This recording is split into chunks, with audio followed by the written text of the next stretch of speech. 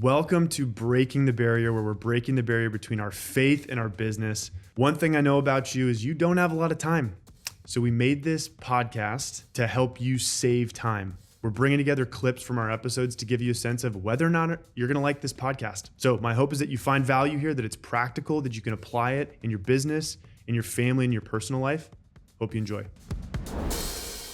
You're leading an organization. You think you've presented a clear vision. I find myself in this. I see it clearly. I think I've communicated it clearly. What would you do practically to get feedback on whether or not you have a compelling why and have communicated the vision clearly? I went corporate in 1992 after being out on my own for 20 years as a field rep. And within the first week, I had a dear friend that I had known for many years. I knew everybody corporately for 20 years, but once I came inside, and I had been caught with the bug of studying great business leaders with Christian and Catholic perspectives. So when I came inside, a young lady by the name of Lily Davis, who's still a friend today, walked in. She didn't ask permission to come into my office. We really knew each other. I think I was 39 or 40. And Lily just walks in, closes the door behind her, plops in a seat across from my desk and says, "You, my friend, need 5 no BS buddies in this organization. And here's the departments you need them in. They've got to be people who love you enough to tell you the absolute truth and never get caught up in your title and telling you what they think you want to know versus telling you what you absolutely have to know." And I think every leader needs to get those, and it'll differ by size, but who are those individuals in your organization you can count on to be your no BS buddies?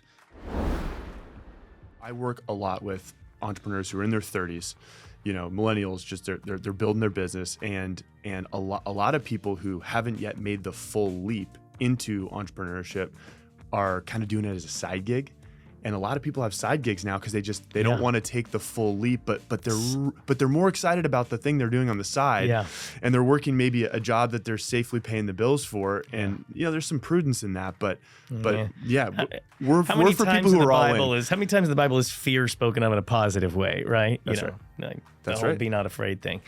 But it's, I know people ask me a lot of times, like, what are the common threads I see in people that I meet that are successful, right? Like, as you get older, you meet more and more people, like, not just financially, but who are successful in their families, successful in launching nonprofits, all those things. Yeah. And I used to think it was some combination of brains and hard work, right? It was just those two things. And those are obviously important ingredients, but those are like a distant second and third to what is like the number one by far common thread. Because I know a lot of successful people who aren't that smart, and a lot who really don't work that hard and maybe never work that hard. But what they all have, and I've never met a really successful person that doesn't have this, and I've struggled to find a good word for it, but it's like conviction. Basically, this just like force of will. They're deciding it's not an option to fail. Like, this will happen, or this will work, or I will make this work. Or and the people that think that way, they just make it happen. Rather than unpacking every step of the early fundraising journey, what were some of the big moments in that? And then what advice would you have for people that are raising capital, at various stages of the stack? I mean, anyways, we'll take it from there. Okay, yeah. Early fundraising is, I think, super, super hard because probably everything you're doing is wrong, right? Like, you just have to get out there and start doing stuff, like something. And you're probably doing it wrong. We did it wrong. Our first deck was atrocious. And it was hard to hear people say, like, this is garbage. Yeah. Because it's like, this is my baby. Right. This is me. And y'all are like, smart professionals. I just quit my job for this. And by the way, it's all right. Yeah. like I kind of joke, like, we thought we needed $7 million and everybody was like, everybody that knew what they were talking about in the startup space was like, that's the wrong, like, you can't raise $7 million on an idea. They were all right. But we were also right. Like, we actually ultimately did need $7 million, but we had to think about it differently and approach it differently. We had to raise 1, and then we had to raise 4, and then so you wind up realizing. I mean, it's a humbling process. But so like the hardest thing like that I felt like was we must have given like well over 100 pitches before we got our pre-seed closed. And every pitch, half of the pitches you give are just like you're talking to people who are smarter than you or in this space, and you're asking for feedback and thoughts and advice.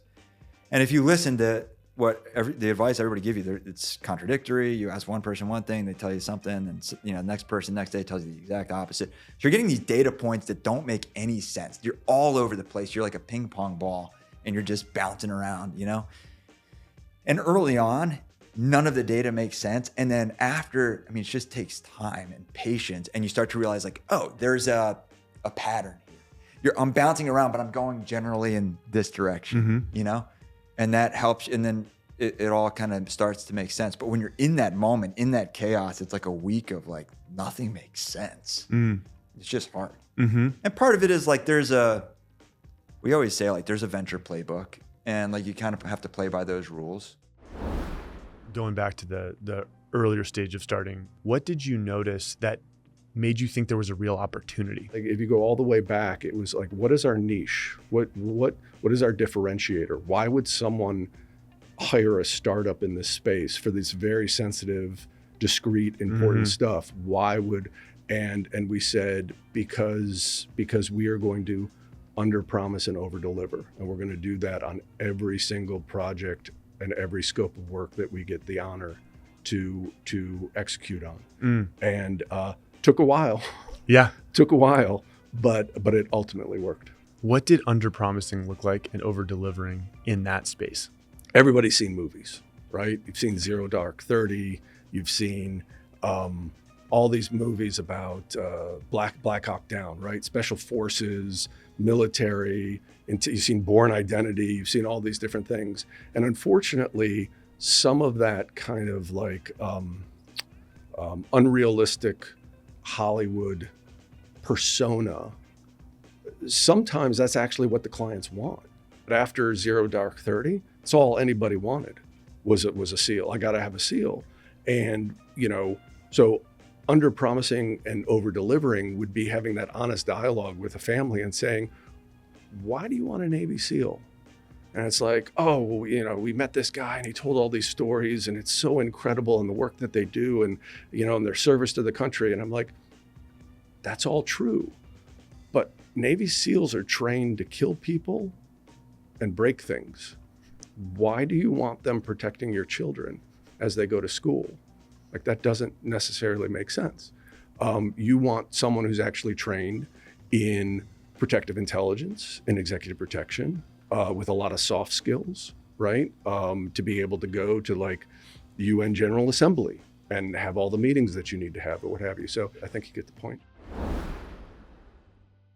I'm trying to like help people see the texture, the texture of culture, and strategic culture, and how it could be like sainthood, like look different and be equally as good in different environments. Yeah. You've led very different companies, largely different cultures that needed its own flavor. It's not all, dancing on Broadway. That's right. So give me a texture to it, and then let's talk about strategic culture.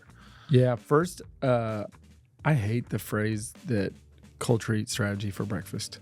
I hate it. And because in my mind, what it does is it makes culture and strategy separate and sometimes opposed things, that one is somehow dominating the other. The truth is all culture is strategy. It's just how intentional are you being about it? Because if you're unintentional about culture, you still have one. It still impacts everything. And it is your unintentional, like let it just develop, is your strategy. Yes.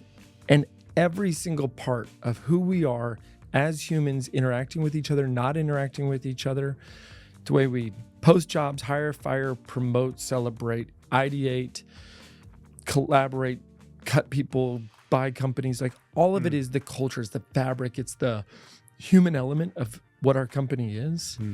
And to say anything different would be as if they're not connected. They're so interconnected. It's just, are you doing something about it that recognizes this to the core? Not when it's easy, not when it's fun. Yes. And culture has nothing to do with your HR department. Yes. That is the biggest mistake.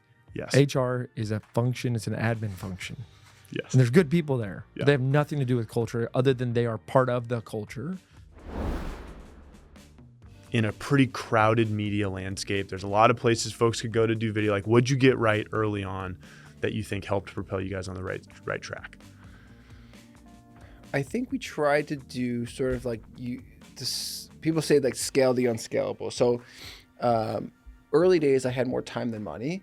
So I was able to just go further with projects and get to know clients, you know, on like just be more present for more things. I remember like early days, we would take pictures on set and stuff. When we were done, we'd make like a book, like a physical book, and give like, you know, the clients a book and give them like this like really custom experience. And, you know, as we've grown, we're not able to do that all the time, you know, in other ways. But to give, like, I really cared, like the videos we were doing for Spirit Juice, I really cared about, like the mission. I bought into every, you know, the client that hire us. It's like, they're doing great stuff. I want them to succeed in what they're doing. And so in one way it was easy because I believed in what the mission was for each of organization. And so I was able to kind of put that time in and really just spend,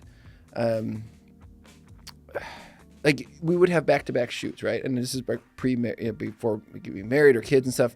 And so like I would come back, dump the footage, sleep on the couch, wake up at like 6 and then be back on the shoot again and like do that at a high, like with keeping the cost down, right? And trying to deliver a high quality product for them.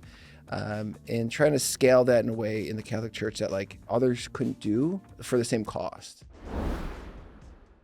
We were chatting earlier, you shared something about a life-changing piece of advice that you got in terms of having a diverse set of people to give you feedback like a personal board.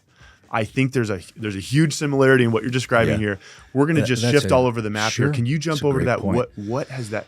What is it? What is a personal board? I've got so many questions. How has it worked in your life? I think that for entrepreneurs that we're just to frame it up a little bit more, for the entrepreneurs that we're serving, they're building businesses, they're building families. There could be a lot of chaos. There's a lot of competing priorities. Oh, there will be a lot of chaos. Not could be. There is. There is currently a lot. Yeah. I'm in this seat. There is currently a lot of chaos. Absolutely. When you described this, my shoulders just went, oh my gosh, that's so wise. Can you just, give me. Sure. Yeah. First guy that I worked for was an incredible influence in my life. When I interviewed with him, he said, I was 18. He said, you're going to have to get an education in a very unconventional way. And if you'll spend 7 years with me, you'll walk away with the equivalent of an Ivy League education with a bachelor's in business, a master's in psychology, and a PhD in life. I'm 18 years old. This is going over my head like I'm going, wow, I'm not even sure I understand half those words. But he proved true to that. And when I was leaving Chicago after 7 years, he said, I've done all for you that I can. I'm sending you to Indianapolis.